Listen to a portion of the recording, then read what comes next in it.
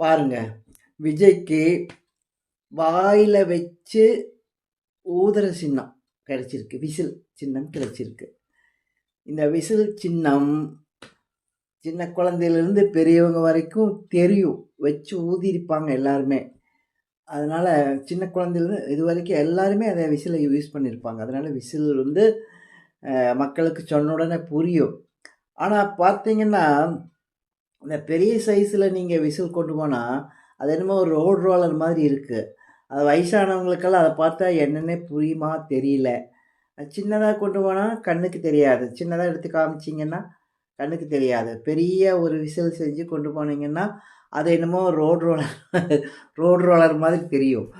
So அது என்ன பண்ணணுன்னா, அந்த விசில் வந்து நீங்கள் படம் காட்டலாம், படத்தில் போட்டு காட்டலாம்.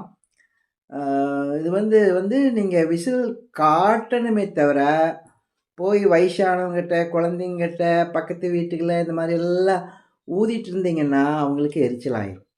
அது செய்யக்கூடாது. சும்மா காட்டணும், விசில் சின்னம் அப்படின்னு சொல்லி காட்டணும். சும்மா ஊதிட்டே இருக்கக்கூடாது. ஊதிட்டு இருந்தால் அவங்களுக்கு அப்புறம் எரிச்சல் ஆகும். இப்போ ரெண்டாவது வந்து விசில் சின்னத்தை விஜய் அறிமுகப்படுத்தி தேர்தலில் தனித்து நிற்கக்கூடிய ஒரு செய்தியை சொல்லியிருக்காரு. இப்போ வந்து இந்த சிறு பிள்ளைகள் விவசாயம் வீடு வந்து சேராது அப்படின்னு ஒரு பழமொழி இருக்குது.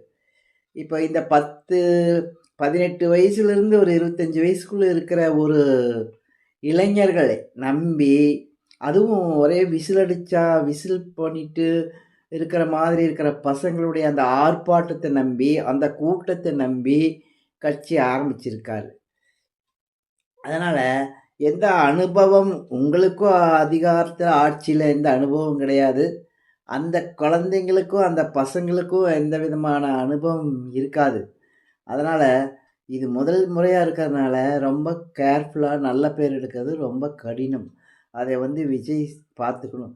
அது மட்டுமல்ல, இந்த மழைக்காலம் வந்தால் பாம்புகளெல்லாம் உள்ள ஒரு விஷ பாம்புகளெல்லாம் அது மாதிரி சில மாற்றுக் கட்சியிலேருந்து சில பேரெல்லாம் உள்ளே வந்திருக்காங்க. அவங்களே அப்படியே கண்காணிக்கணும். அவங்க என்ன பண்ணுறாங்க, எப்படி பண்ணுறாங்க அப்படிங்கிறத பார்க்கணும். இந்த விஷச்சந்துகள் அதிகமாக உள்ளே வர வர அந்த கட்சியை நீங்கள் அதை எப்படின்னு பார்த்துக்கணும். ஏற்கனவே அது விஷச்சந்துக்கள்னு பேர் எடுத்தது. அதனால் அது மாதிரி அந்த நம்ம வீட்டுக்குள்ளே வரும்போது கேர்ஃபுல்லாக இருப்போம் இல்லையா?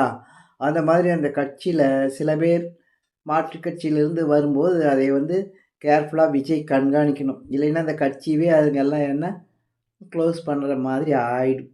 அவ்வளோதான்.